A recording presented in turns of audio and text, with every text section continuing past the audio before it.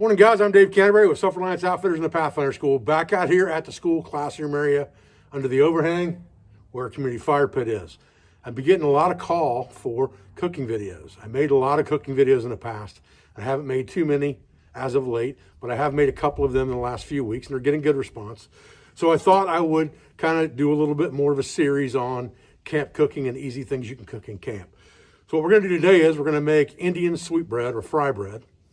Very simple ingredients, very simple to carry with you, very simple to make on the fly, and very simple to cook in camp, whether it's in a small skillet or some type of cast iron. So stay with me, guys, and we'll get started. All right, so one of the first things we need to do is start a fire, get some coffee on while we're mixing up our fry bread. Good warm cup of coffee in the morning is always good in cold weather. A mallet and a wedge. A couple real simple tools around camp to split down wood with. Yes, we can go pick up sticks off the ground if we haven't already exhausted the supply locally. I've got a nice pile of dead weeds here I'm going to use for my tinder material. I'll light it with open flame, and then I've got some dry white oak here that we're going to use from the firewood pile as our kindling. So we need to split that down to kindling. We could do that with our axe. Big pieces like this that are split down initially with a splitter or a larger axe. We keep them under the overhang here where they're nice and dry. And then we can just use this simple wedge to cut them down into more manageable pieces for kindling if we need to. Pretty simple process, pretty safe.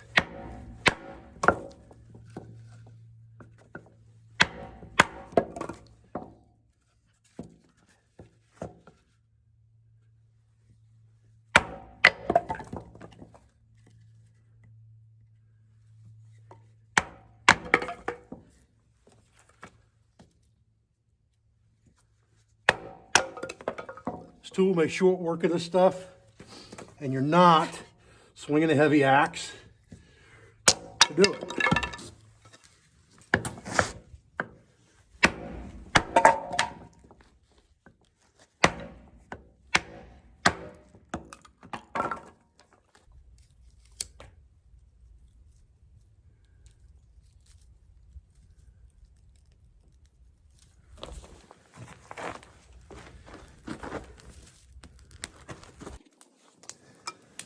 All right, so our fire's in pretty good shape now. Not gonna go out, so I'm gonna take this grill and just set it right over the top of that dude, just like this.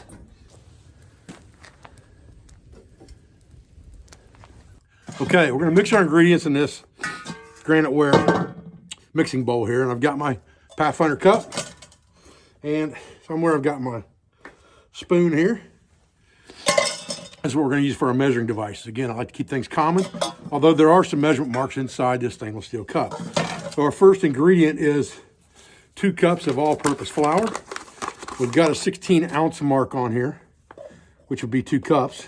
So we'll just put that in there loose, up to that mark. Shake it down too much. Get that in our mixing bowl. All right, we want about a half a teaspoon of salt. So we'll get that in there. It's about halfway deep. Pour that in. Okay, sugar is going to be our next ingredient. We want 1/4 of a cup. Again, we're just going to kind of eyeball that. We've got a 16-ounce marker on here, so we know where 2 cups is.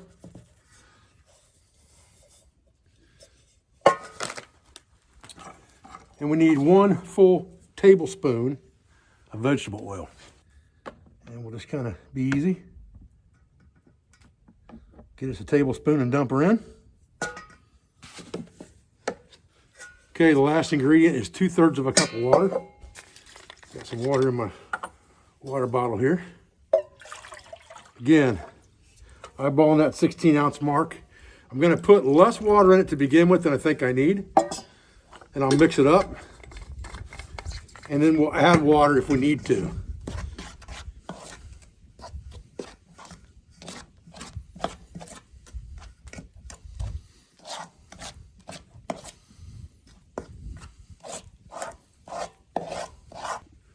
Okay, I went ahead and put the rest of that water in there that I had measured out.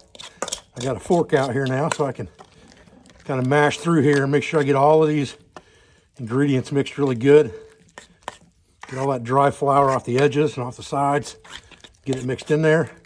And if you get to the point where you've put too much water in there, which I'm not sure that's the case yet because I'm not real totally mixed up yet, then I can just add a little flour.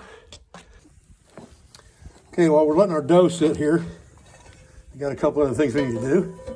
Gonna get a pan on fire here, and we're going to pretty much put about enough in there that we got a pool in there.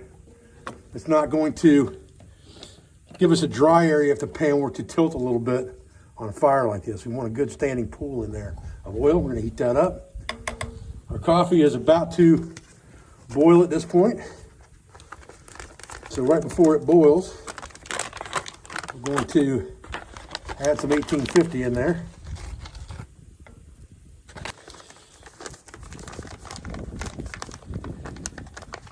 Good strong coffee, always good. Okay, we got this batter about where we want it now. You can see when you kind of pull your fork through there, you can tell that that's a thick batter. That's exactly what we're wanting. Something heavy like that, all right? Now, we're just gonna come over here on this flat surface that we got here, top of this cooler.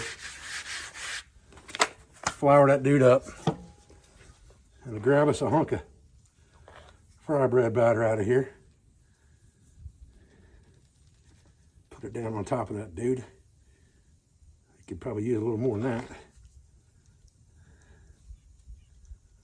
Something about like that. It's not too bad. Okay. Now, just gonna flip some flour over that dude and pat him out.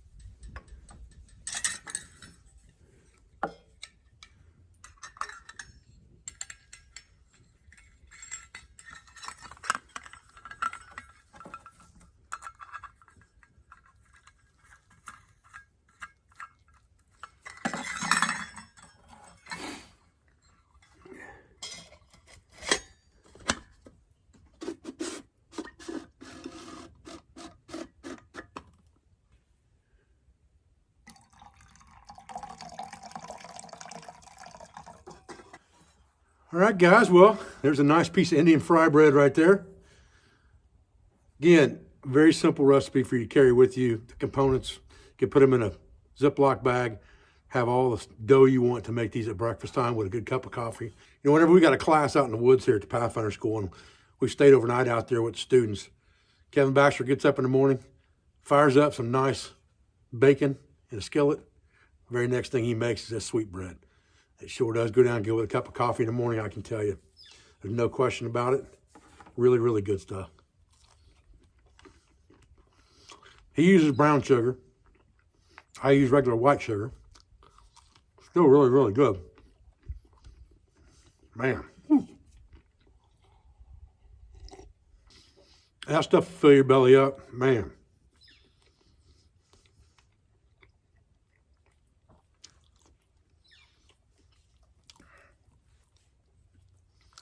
That's some rib stick and stuff right there, fellas, I'm here to tell you. And so easy, so good.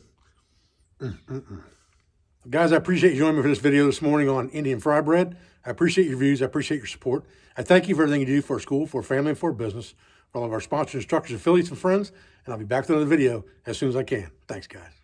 I'm sure somebody's going to ask pretty quick when this video gets posted where this gray wool jacket came from. Lester River Bushcraft. Jason Gustafson. Check him out. Quality wool jackets.